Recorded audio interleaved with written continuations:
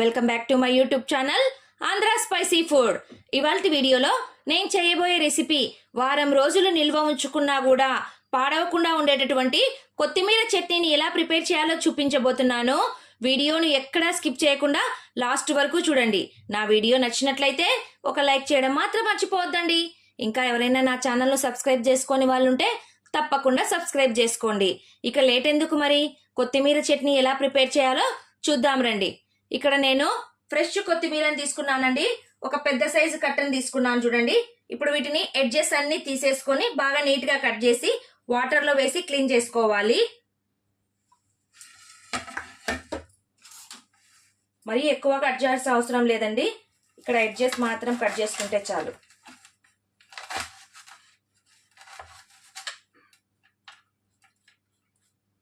చూడండి, అంతా నీట్గా కట్ చేసుకున్న తర్వాత నాకు ఇంత కొత్తిమీర వచ్చింది. వీటిలో ఉన్నటువంటి డస్ట్ అంతా బాగా వెళ్ళే వరకు దీన్ని నీట్గా వాటర్తో కడిగేసుకోవాలి. ఈలోపు నేను స్టవ్ ఆన్ చేసేసుకొని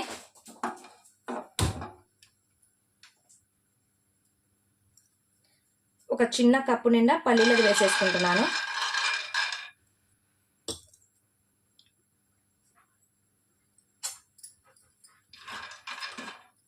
పల్లీలు బాగా వేగాలండి.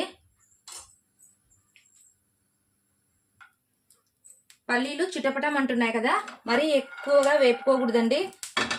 చూడండి, ఇప్పుడు ఏ కప్పుతో అయితే నేను శనక్కాయ పప్పులను తీసుకున్నానో సేమ్ అదే కప్పుతో పావు కప్పు నువ్వులను కూడా వేసేసుకుంటున్నాను. నువ్వులు వేయడం వల్ల చట్నీకి మంచి టేస్ట్ వస్తుందండి. నువ్వులు వేసిన తర్వాత చాలాసేపు ఉంచకూడదు.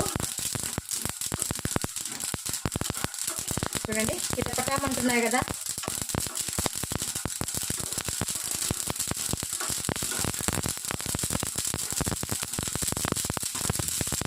ఇప్పుడు వీటిని సైడ్కి తీసేసుకుందాము.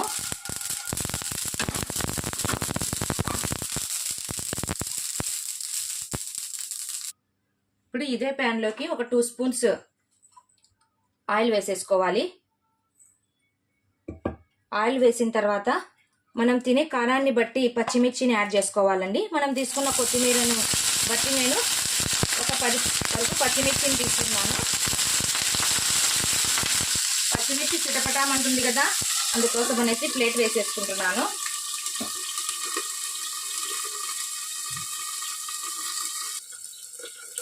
ఒకసారి పచ్చిమిర్చి ఎలా ఉందో చూద్దాము. చూడండి, కాస్త వేగిపోయింది కదా. ఇప్పుడు మనము క్లీన్ చేసి పెట్టుకున్నటువంటి కొత్తిమీరను కూడా ఇందులోనికి వేసేసుకోవాలి.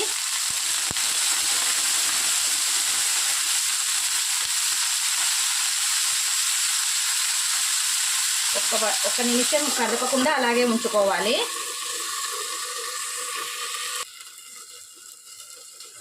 కొత్తిమీర కాస్త మగ్గిన తర్వాత నేను 1/2 స్పూన్ జీలకర్రని యాడ్ చేసేసుకుంటున్నాను.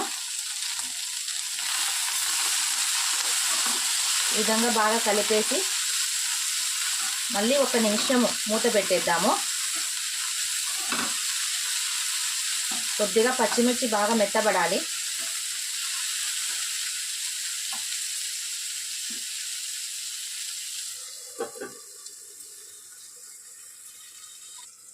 ఈలోపు నేను ఇక్కడ 3 మీడియం సైజ్ టమోటాలను కట్ చేసుకుంటున్నానండి.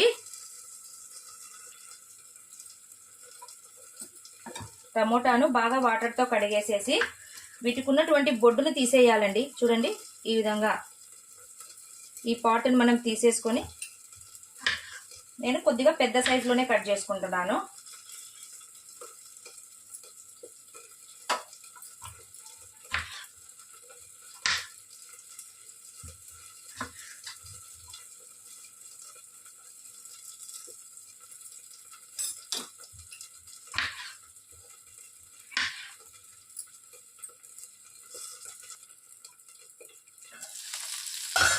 పచ్చిమిర్చి బాగా మగ్గిపోయింది.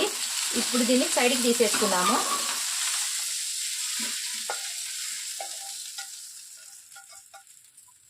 ఇప్పుడు ఇదే ప్యాన్లోనికి నేను కట్ చేసి పెట్టుకున్నటువంటి టమోటాలను వేసేసుకొని బాగా మెత్తగా ఫ్రై చేసేసుకోవాలి. ఆయిల్ వేయాల్సిన అవసరం లేదండి. టమోటాలో ఈ ప్యాన్కు ఉన్నటువంటి ఆయిల్తోనే ఇది మగ్గిపోతుంది.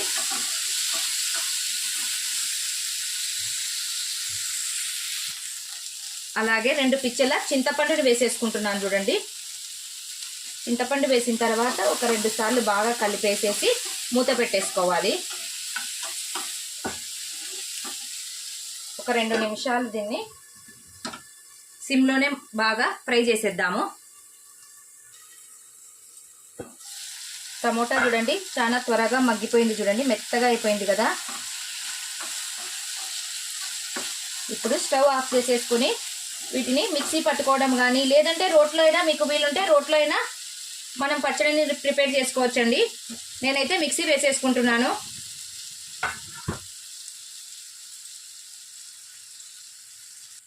ఇప్పుడు మిక్సీ జార్ తీసుకొని నేను వేయించి పెట్టుకున్నటువంటి నువ్వులను, శనక్కాయ పప్పులను ఇందులోనికి వేసేసి మరీ మెత్తగా లేకుండా కాస్త కచ్చా పచ్చాగా మనము మిక్సీ వేసేసుకోవాలి.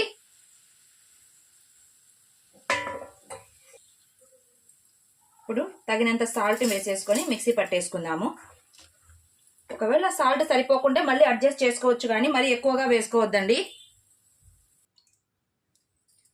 ఇప్పుడు మనం వేయించుకున్నటువంటి పచ్చిమిర్చి, కొత్తిమీరని వేసేసుకోవాలి. మరి మెత్తగా పట్టుకోవద్దండి పచ్చడిని.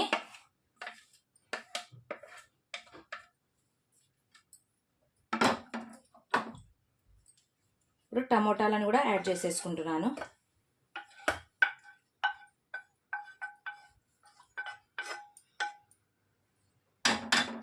అలాగే ఒక 10 వెల్లుల్లి రెబ్బలను వేసేసుకోవాలి.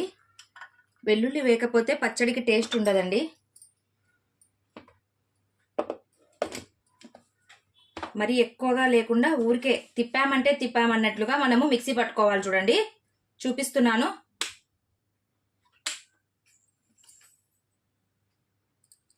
కాస్త వాటర్ని వేసేసి మిక్సీ పట్టుకుంటున్నాను చూడండి.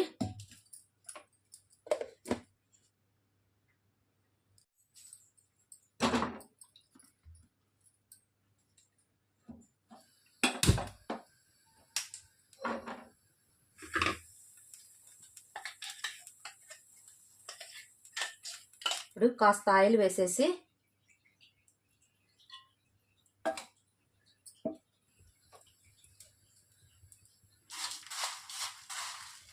ఆయిల్ బాగా హీట్ అయిన తర్వాత మనం కొన్ని పోపు గింజలను వేసేసుకోవాలి.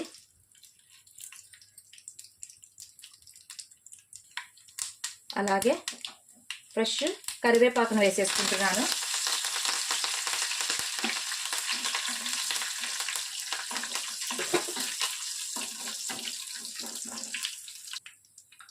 చూడండి పోపు వేగిపోయింది. ఇప్పుడు దీన్ని ఇందులోనికి వేసేసుకుంటున్నాను చూడండి.